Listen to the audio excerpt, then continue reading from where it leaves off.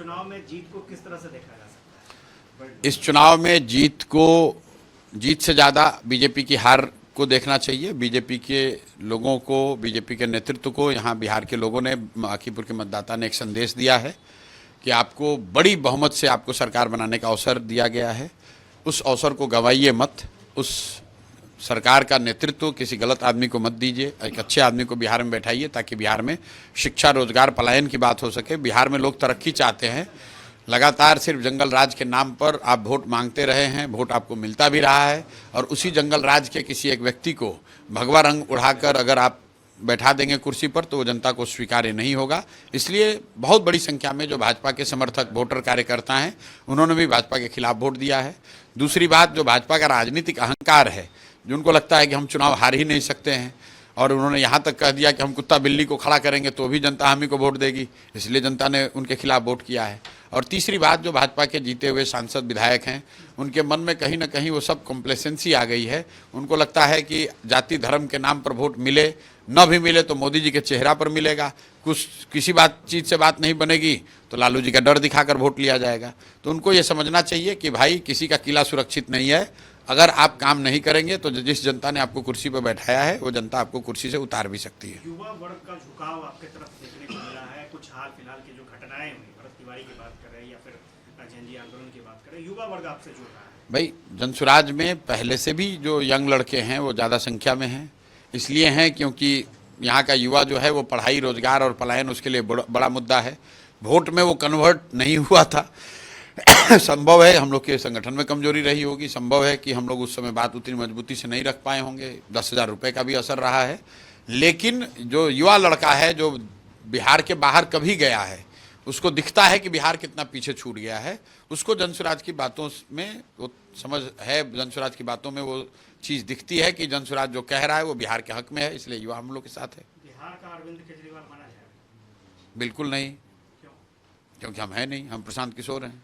जिस बदलाव की बात हो रही है, बिल्कुल। हर वैसे तो हर राज्य में अलग अलग व्यक्ति है। आप विजय क्यों नहीं मानिएगा, केजरीवाल क्यों मानिएगा, आप ममता बनर्जी क्यों नहीं मानिएगा? आप ये कोई बात हुई? जो हर आदमी जो नया चुन कराएगा वो केजरीवाल हो जाएगा? कोई केजरीवाल है पहले और अंतिम व्यक्ति थोड़ी ना जो जीत कराए। सम्राट चौधरी से आपकी इतनी नाराजगी है? सम्राट चौधरी व्यक्ति से नाराजगी नहीं है, बिहारी होने के नाते इस बात को लेकर नाराजगी है कि बिहार का नेतृत्व, बिहार का मुख्यमंत्री कोई ऐसा व्यक्ति कर रहा है जो 7वीं फेल है और अपने डिग्री के बारे में गलत सर्टिफिकेट लगाया है, अपने उम्र के बारे में गलत बात कर रहा है, और सबसे बढ़कर 7 लोगों की हत्या में जेल में रहा है। इसलिए ऐसे व्यक्ति को बिहार का मुख्यमंत्री नहीं होना चाहिए, ये बात कह रहे हैं। कोई व्यक्तिगत लड़ाई नहीं है। मनोज तिवारी जी से आपकी नाराजगी क्या हो रही है? मनोज तिवारी एक नंबर के ठग आदमी हैं, और इस चुनाव के दौरान उन्होंने अपना वो स्वरूप दिखाया है जब एक पीड़ित परिवार को, जो एक तरीके से मानसिक तौर पर परेशान है, उसको लाकर सम्राट चौधरी से मिलाना और समाज में ये मैसेज दिलाना कि इनका समझौता हो गया है सिर्फ वोट के लिए, ये घृणित काम है, घृणित काम है।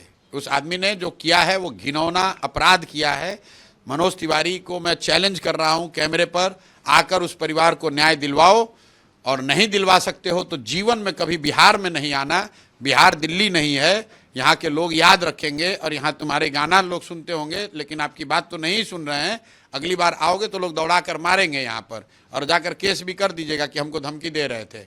ये आदमी इतना गिरा हुआ है कि किसी के लाश पर राजनीति करा रहा है, जबकि सीधे तौर पर उस परिवार ने ये मांग की है कि न्याय का मतलब है गृह मंत्रालय की भूमिका की जांच, न्याय का मतलब है एसटीएफ में गोली चलाने का आदेश देने वाले अधिकारियों की जांच, 50 लाख रुपया नहीं।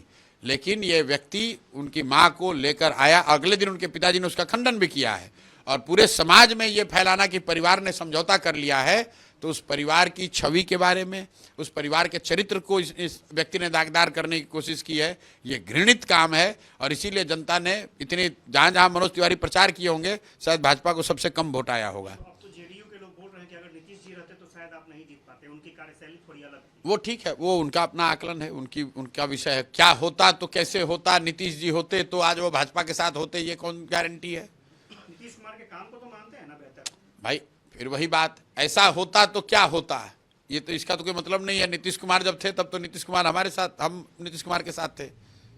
तब आज जो लोग चला रहे हैं जदयू, ये लोग कहाँ थे? ये सब तो रोड पर थे। आज जो जदयू के कार्यकारी अध्यक्ष हैं, इनको तो पार्टी से निकाल दिया गया था उस समय। तो नीतीश जी अपने होशो हवास में होते तो उनके इर्द गिर्द जो लोग आज उनके नाम पर सत्ता की मलाई खा रहे हैं, ये लोग थोड़ी ना होते। नीतीश जी के रहते हुए ये संभव नहीं था। तेजस्वी यादव का भविष्य क्या देखते हैं? भविष्य क्या? विपक्ष के नेता हैं, लालू जी के लड़के हैं, राजद बड़ा दल है, विपक्ष के नेता की भूमिका में है। विकल्प तो आप बन गए। हम कैसे बन जाएंगे? विपक्ष के नेता वो है, जनता उनके विपक्ष के नेता के तौर पर काम का आकलन करेगी, निर्णय जनता करेगी। नितिन नवीन जी को कैसे देखते हैं? नितिन नवीन जी के बारे में कहा जाता था कि बांकीपुर के वो बेटा हैं और बिल्कुल बेटा है, बेटा तो दीघा के हैं, वोटर वो दीघा के हैं, बांकीपुर के नहीं हैं, बिहार के लड़के हैं और भाजपा के राष्ट्रीय अध्यक्ष हैं। उस नाते, बिहार के होने के नाते मेरी शुभकामना उनको है। ये हम लोग के लिए गौरव की बात है कि बिहार का कोई आदमी भाजपा का राष्ट्रीय अध्यक्ष है। लेकिन भाजपा के अध्यक्ष के तौर पर वो अच्छा काम करें तब वो बेहतर बात माना जाएगा। बिहार के होने के नाते वो भाजपा के अध्यक्ष हैं, इसका गौरव है। फैमिली को पॉलिटिक्स में लाएंगे क्या? फैमिली कहाँ से आ गई?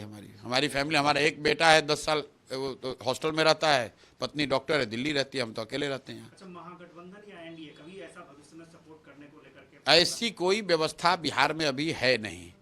4-4.5 साल के लिए एनडीए को एब्सोल्यूट मेजॉरिटी है, 200 से ज़्यादा उनके विधायक हैं। अब आप लोग सरकार वो कैसे चले, जो वादे उन्होंने किए उन वादों पर वो ईमानदारी से काम करें। जरूरत इस बात की है, विपक्ष की जो भूमिका है, विपक्ष उनसे सवाल करे। हम लोग की भूमिका है कि समाज में कुछ गलत हो रहा है तो समाज के साथ खड़े हो, समाज की आवाज़ बने। इसके अलावा कोई परमिटेशन कॉम्बिनेशन बनाने बताने की कोई बात है नहीं अभी। एक आखिरी सवाल, भविष्य की राजनीति, भविष्य की रणनीति क्या है प्रशांत किशोर जी की? भविष्य की रणनीति वही है जो 3 साल से कर रहे हैं, वही लगातार करते रहेंगे। अभी आश्रम में चले जाएंगे, लोगों से मिलेंगे, गांव-गांव में जाएंगे, लोगों को फिर समझाने का प्रयास करेंगे कि देखो बांकीपुर की जनता समझ गई, और बांकीपुर की जनता के जीवन में अगर सुधार कर पाए तो लोगों को बताएंगे कि बांकीपुर में जो सुधार हो रहा है वो आपके इलाके में भी हो सकता है। बांकीपुर बेंगलोर वाला चर्चा बहुत तेजी से फैल रहा है। क्या फैल रहा है? कि आप बेंगलोर बना देंगे? बस आप लोग अब पहले सुन लीजिए कि आप लोग क्या पूछना चाह रहे हैं। हमने एक बात कहा है कि प्रशांत किशोर या किसी व्यक्ति के विधायक बनने से बांकीपुर बेंगलोर नहीं बनेगा, लेकिन अगर यहाँ पर जनता ने अवसर दिया है तो एक ब्लूप्रिंट बनाकर अगले 1-1.5 साल में जारी करेंगे कि बांकीपुर भी बेंगलोर या बेंगलोर जैसे बेहतर शहर जैसा कैसे बन सकता है, उसका ब्लूप्रिंट जारी करेंगे।